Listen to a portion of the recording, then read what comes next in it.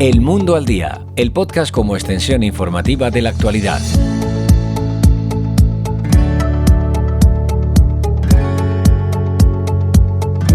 Esta presentación se articula en torno a 6 ejes: el podcast como una extensión sonora en auge, el formato daily, objetivos, trabajo de campo, metodología y conclusiones.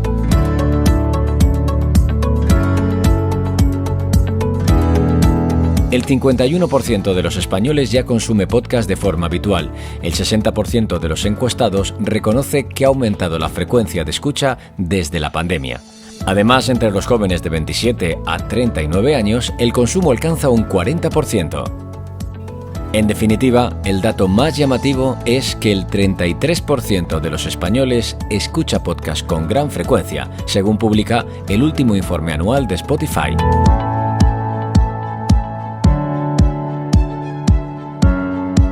En este sentido, llama la atención el formato The Daily de The New York Times. Superó en 2017 el umbral de los 100 millones de descargas desde su lanzamiento.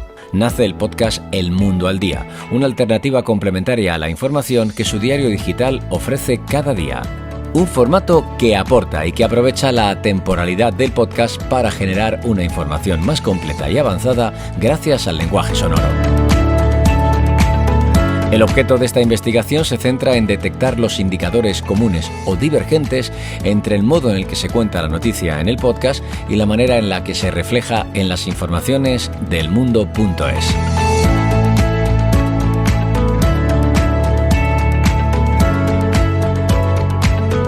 La metodología desarrolla un estudio basado en los elementos del lenguaje sonoro, palabra, música, silencio y efectos, con el fin de sistematizar y delimitar su género informativo, su formato y los elementos narrativos que les diferencian.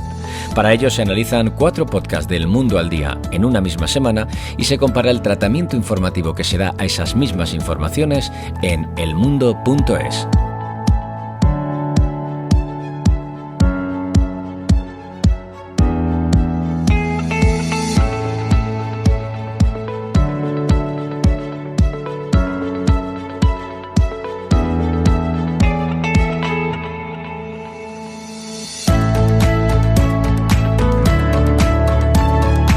Los factores analizados son la actualidad y su grado de vigencia, la redacción y elementos sonoros de cada formato, la extensión informativa que aporta y el género informativo desarrollado.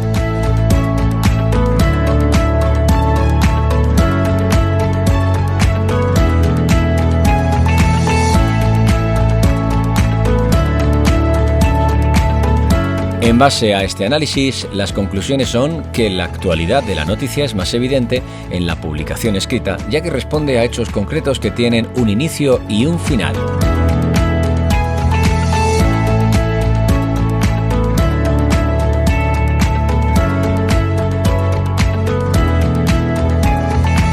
El podcast se beneficia de la temporalidad del formato, ampliando la caducidad del relato, buscando antecedentes y proyectando consecuencias.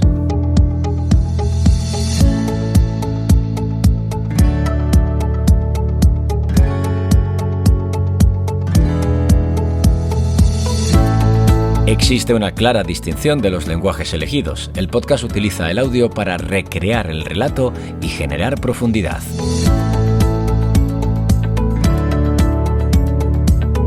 El texto escrito mantiene un tono más formal y sobrio, con mayor respeto a las 5 W y a la tercera persona.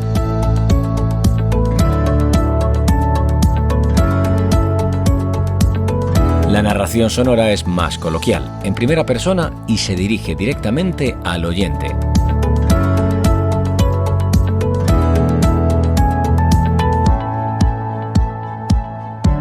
En las noticias escritas hay un mayor uso de los datos y estadísticas. En el lenguaje sonoro, las cifras son difíciles de retener.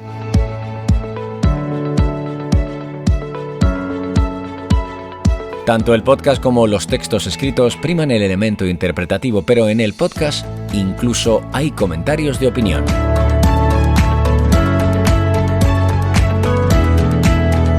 En el texto escrito hay profusión de entrecomillados con frases largas de los protagonistas. podcast, los cortes recogen frases más breves. Se utilizan efectos y músicas para generar imágenes mentales en la audiencia.